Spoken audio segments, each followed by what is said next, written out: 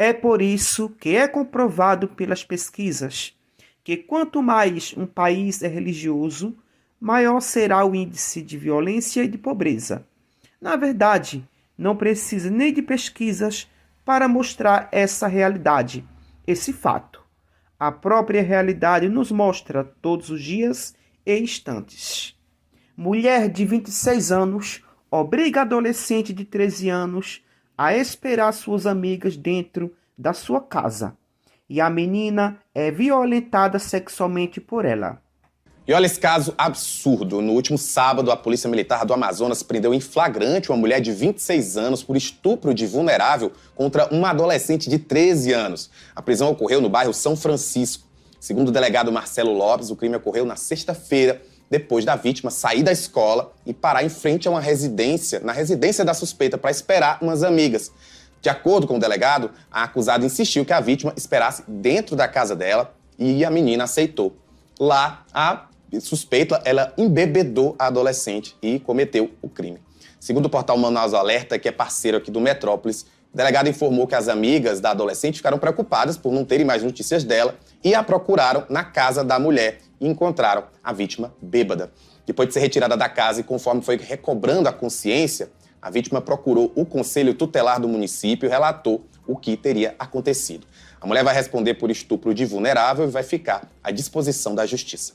Então, quando nós olhamos cenas como essa, isso é muito comum em países religiosos, principalmente o Brasil, que é um país totalmente cristão, mas é um país totalmente mergulhado na violência, na criminalidade, na organização criminosa, dentro das próprias igrejas e dentro do próprio Congresso presidencial.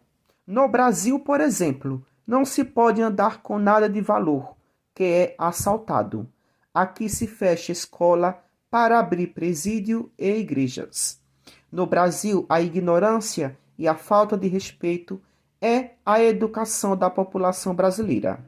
Ao contrário dos países ateus, são países exemplares de uma sociedade totalmente civilizada e educada. Por exemplo, nos países ateus, as pessoas andam nas ruas com a maior tranquilidade, sem medo e sem receios de serem assaltadas ou mortas por bandidos.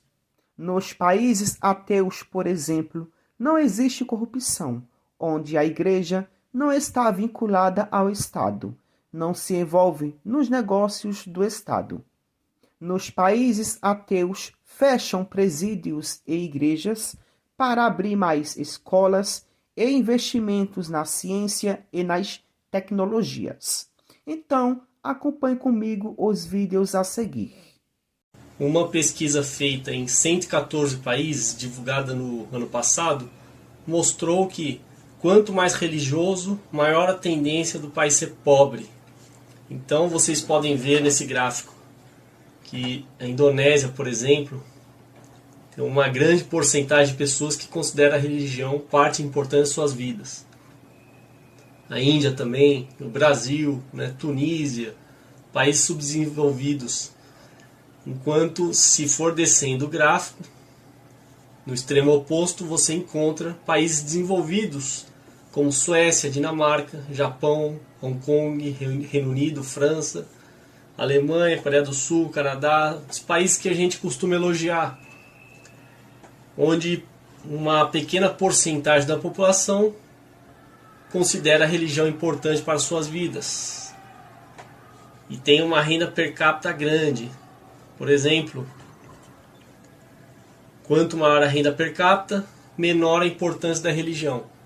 E no Brasil, infelizmente, 87% dos brasileiros consideram a religião parte importante de suas vidas. Ou seja, se formos analisar por essa pesquisa, o Brasil está ferrado. Um outro estudo recente mostrou que analisaram 9 nações ricas e constataram a tendência de queda de religiosidade na sua população. Então países como Austrália, Áustria, Canadá, Finlândia, Irlanda, Holanda, Nova Zelândia, Suíça e a República Tcheca têm uma tendência a queda de religiosidade. Na Holanda, onde 40% não tem religião atualmente, em 2050 essa porcentagem vai aumentar para 70%. É claro que alguém vai citar os Estados Unidos, onde a religião é propagada, mas isso é uma exceção. Estamos falando do geral, não de exceções.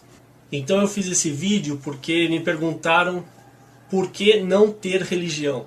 A resposta é simples e óbvia. Qualquer pessoa que valorize a sua razão e queira ser guiado pela razão, não pode ter religião sob o risco de ser incoerente. E devido à razão e não à religião é que chegamos nesse ponto de desenvolvimento do mundo. Ao contrário de muitos que dizem que chegamos graças à religião, ignoram completamente o papel fundamental da razão humana. Essa que tem que ser valorizada. Se o humano fosse um animal irracional, ainda viveríamos como muitos animais. Não teríamos desenvolvido tanta coisa e nem dominado o mundo. Então, nesse sentido, a religião apenas serviu como perfumaria, né, e como um pretexto para oportunistas conseguirem mais poder e manipularem as massas. O que ocorre até hoje, já que uma população altamente religiosa, como a brasileira, por exemplo, vai ser mais passiva, mais fácil de controlar, menos contestadora, criando um ambiente propício, ideal para a corrupção. Alguém vai levantar a questão da diferenciação entre católicos e protestantes, né, algumas diferenças aí de princípios. Pode até ter, mas de qualquer forma, ambas religiões são baseadas em uma falácia, então ambas são igualmente repugnantes. Assim como qualquer outra religião, islâmica, evangélica ou o que for. É a religião, por exemplo, que leva uma mãe a ler a Bíblia e decidir circuncidar o seu bebê. Ou seja, uma ideia totalmente irracional. É a religião que leva aquele atirador do Realengo a matar 12 crianças, né, e deixar cartas com forte conteúdo religioso. É a religião que leva uma pessoa a ter seguidores, como esse guru indiano, que morreu hoje, e que dizia ter o poder de cura. Diziam que ele era o Deus encarnado. Só que morreu no hospital, né? Isso porque se não tivesse ido para o hospital, teria morrido antes. Então, pelo jeito, seu poder de cura não serviu nem para si próprio. Mas a sua fama, né, e sua habilidade de enganar as pessoas serviu para lucrar em vida, né, tirar proveito pessoal. Assim como as igrejas evangélicas, né, que lucram milhões, né, são verdadeiras empresas, né, abastecidas pelos seus fiéis e têm o benefício de não pagar imposto, já que detém a liberdade de culto e não há imposto que possa impedir a tal liberdade de culto. E assim o povo ignorante continua fornecendo o seu dinheiro, né, principalmente os pobres, reforçando aquele círculo vicioso. Quanto mais religioso, mais pobre. Quanto mais pobre, mais religioso. Fora que muitas vezes a religião é usada como pretexto para um convívio social.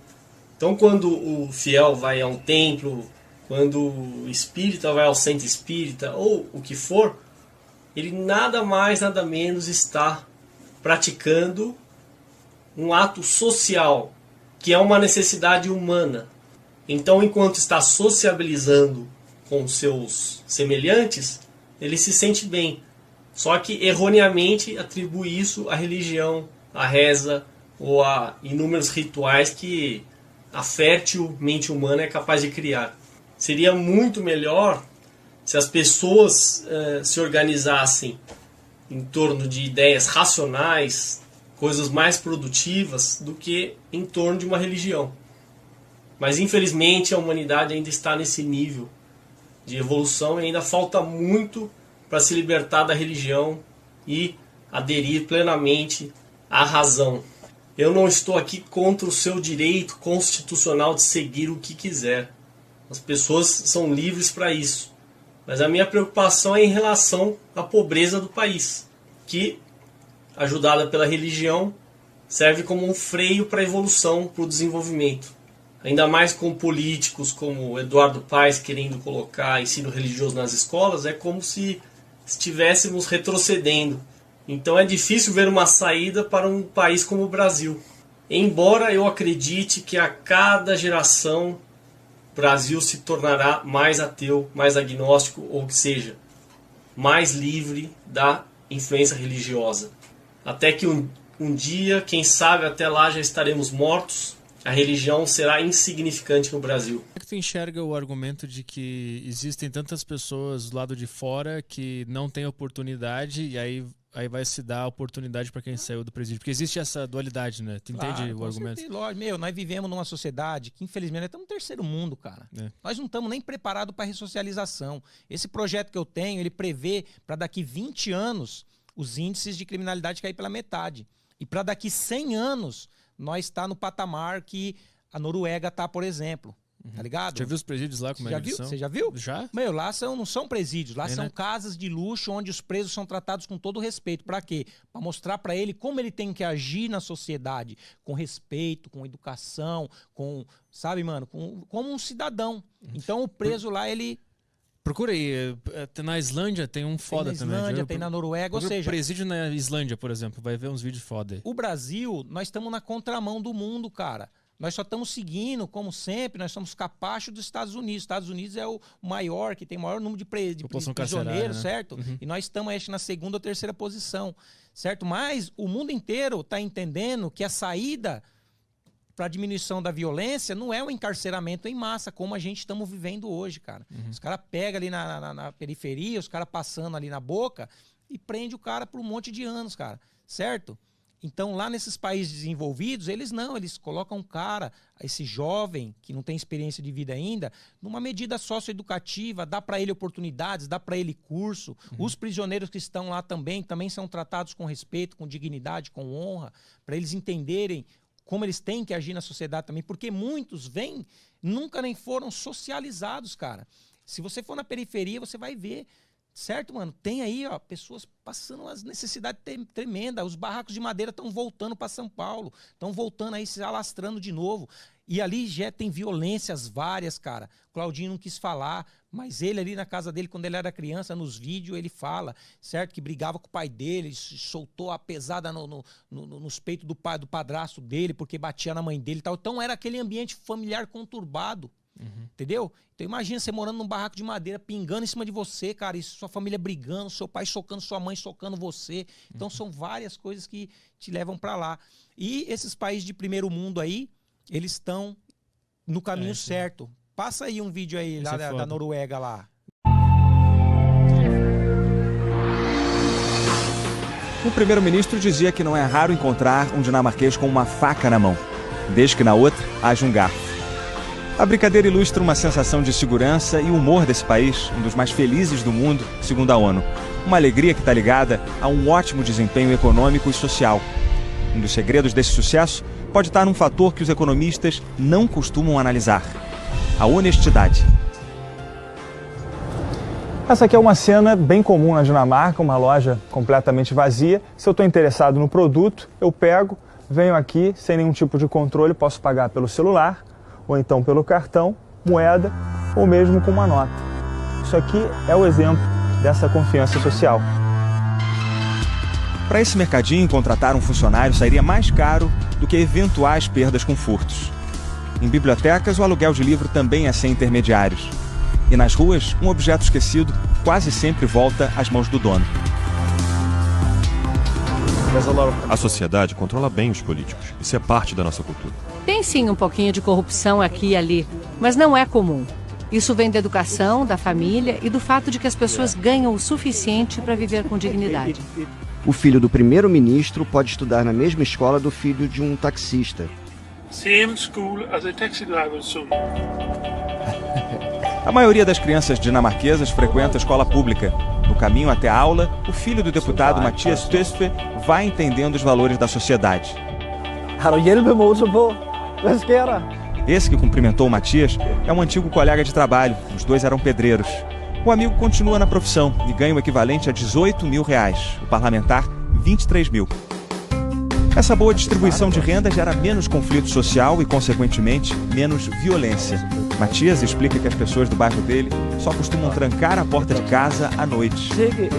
O filho de 4 anos já vai sozinho para a escola. Ele diz ter certeza de que alguém ajudaria caso o menino se perdesse. Normal na Dinamarca, estranho na maior parte do mundo. Annette Sorensen repetiu em Nova York uma tradição dinamarquesa. Enquanto comia no restaurante, deixou a bebê no carrinho, pegando sol do lado de fora. Annette acabou detida nos Estados Unidos por abandono de incapaz. Line também já teve a sua dose de choque cultural. Morou até os 18 anos no Brasil e depois voltou para a terra da mãe. Ela disse que aqui paga com gosto os quase 40% de imposto de renda porque vê retorno. Mas a grande diferença para Line está no comportamento de políticos. Tem que ser o exemplo de tudo. Então, tipo assim, exemplo de não gastar dinheiro demais, não esbanjar, não ostentar, sempre ser o mais educado, falar bem inglês, assim, tipo exemplo de tudo mesmo, tem que ser um político, porque é o representante da sociedade. Então, tipo assim, se um político faz alguma coisa assim errada, as pessoas pensam, não, eu pago meu imposto, eu tenho direito de ser um representante melhor. O deputado conta que sempre vai de transporte público para o trabalho, e ele não é exceção. Na Dinamarca, todos os parlamentares têm um benefício, um cartão que dá direito a metrô, trem e ônibus. E esse cartão ainda permite que eles tragam junto a bicicleta, uma identidade cultural do país. Alguns dinamarqueses reclamam, acham que os políticos deveriam pagar pelo transporte, assim como o resto da população. O conceito de benefício aqui é bem diferente. Matias recebe o equivalente a R$ 2.800 por mês para bancar reuniões e gastos com a equipe. Mas ele não tem funcionários exclusivos. Cada grupo de 4 parlamentares compartilha uma secretária, 2 acadêmicos e um estagiário, que ajudam a elaborar a legislação. No Brasil, cada parlamentar tem à disposição R$ 97 mil por mês para contratar até 25 funcionários. E eles não precisam ser servidores públicos concursados. Além do salário, deputados e senadores recebem ajuda de custo, auxílio moradia e o chamado cotão. Essa verba extra inclui o reembolso de passagens aéreas, fretamento de jatinho, alimentação, gastos com telefonia e correio, consultoria para divulgação do mandato, aluguel e despesas de escritórios, serviço de segurança, táxi, estacionamento e ajuda para o combustível. Matias acha que os dinamarqueses ficariam surpresos de serem apontados como exemplo para o Brasil. Muitos aqui na Dinamarca acham que políticos do país têm privilégios demais, vivem como reis e rainhas. A Dinamarca é vista como um dos lugares mais honestos do mundo há anos, vários anos. Desde 1995, quando foi criado o Ranking Internacional da Corrupção. Esse professor de políticas públicas descobriu que 3 em cada 4 dinamarqueses confiam nos seus compatriotas. No Brasil, esse número é de apenas 5%. Gert tem 2 teorias de como teria nascido esse apreço à honestidade. Atenção! Este vídeo pode até parecer um comercial de uma sociedade onde todo mundo gostaria de morar. Uma cidade quase perfeita. Só que não é propaganda não, é a realidade deles. Mas claro que não são só flores lá, né? Eles também estão em guerras políticas. Só que é diferente. A corrupção lá é quando o político usa o dinheiro público para pagar corrida de táxi, voo, em transporte. Mas quando descobrem... Além de devolver o dinheiro, são obrigados a deixar a política. Agora você vai conhecer um lugar onde as pessoas nascem pensando no coletivo. Uma cidade tipo aquela do filme Show de Truman, só que na vida real. Aonde que eu tô? This is Kattegat. É aqui. Eu tô na terra dos Vikings. Sou fã da série Vikings. E agora você vai ver como eles vivem. Välkommen till Sverige. Quê? Brasileiros, sejam bem-vindos à Suécia, porque é muito bonito. Vamos começar tudo de novo? E aí, meus amigos, tudo na paz? Eu sou o Thiago Lopes. Essa é a Ronnie, o Rafa e Eri. Bora conhecer o lugar que eles moram? Let's go to Varberg! Então já deixa o like aí e vamos pra Varberg. Vorberg fica a 40 minutos de Gotemburgo. Lá é uma cidade segura. Eles não precisam pôr cerca nas suas casas. Tudo funciona de certa forma muito bem. Eles vivem de forma digna. E cá entre nós, todo ser humano merece e deve viver com dignidade. Mas eles fazem por onde merecer, porque nem tudo é papel do governo. A sociedade também tem suas funções. Um simples exemplo que eu observei lá. Lá não tem lixo no chão. É tudo limpo, nem bituca de cigarro no chão. Pode ver aí no vídeo. Tem catador de latinha lá também. Só que o pessoal deixa a latinha do lado de fora do lixo, pro catador não sujar a mão. Com um sol lindo desse, eu te convido a inscrever-se nas minhas redes sociais. No YouTube, no Facebook e no Instagram. Agora coloca na tela grande e vambora. Quando o pessoal vai curtir o mar, pegar uma praia, tomar um bronze no sol, eles deixam a bicicleta ali, ó. Quer dizer, eles deixam a bicicleta em qualquer lugar. Isso não tem problema nenhum. Uma outra coisa que eu percebi lá é que as pessoas não julgam uns aos outros. Eles já crescem aprendendo isso. A nova geração aprende esses costumes desde quando nasce. As crianças de lá são tão avançadas que com 2 ou 3 anos elas já falam sueco. Tem parquinho. As gaivotas são as pombas deles, mas eles não gostam porque roubam comida. Esse é o cachorrinho mais fofo da Suécia.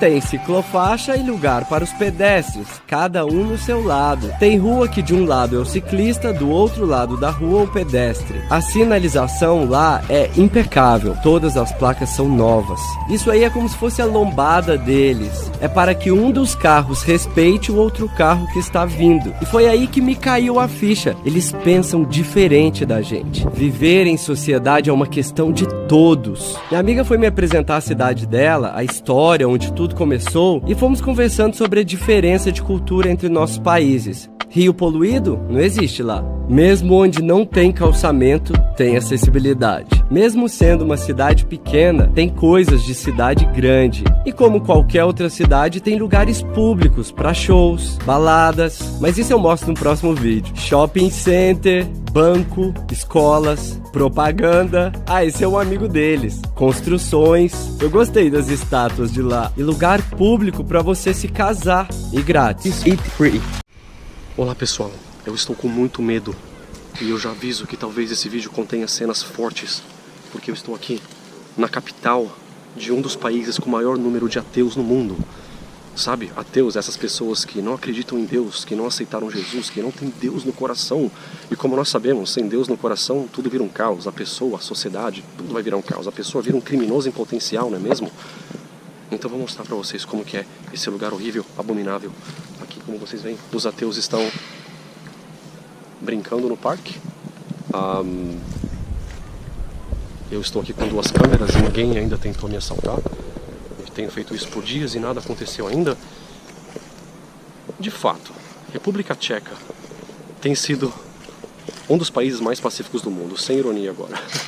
E pra quem não detectou o sarcasmo no começo, tá? Eu sou ateu. Mas, para as pessoas que têm esse argumento de que sem Jesus no coração você não vale nada, né, você é um criminoso em potencial, então, olha aí, imagine uma sociedade que não está tão preocupada assim com religião, como é o caso da República Tcheca. De acordo com a pesquisa da Pew Research, que é líder mundial em pesquisas nesse assunto, pesquisas de fato que são usadas por governos e por corporações para tomar decisões importantes. E de acordo com a pesquisa da Pew Research, a República Tcheca está entre os 5 países menos religiosos do mundo. Aí, um número enorme de ateus aqui, ou até mesmo as pessoas que de fato acreditam. O fanatismo aqui é bem embaixo. As pessoas que acreditam em Deus aqui são bem mais de boa, de fato. E se todo mundo fosse assim, não teria por que eu fazer esses vídeos aqui.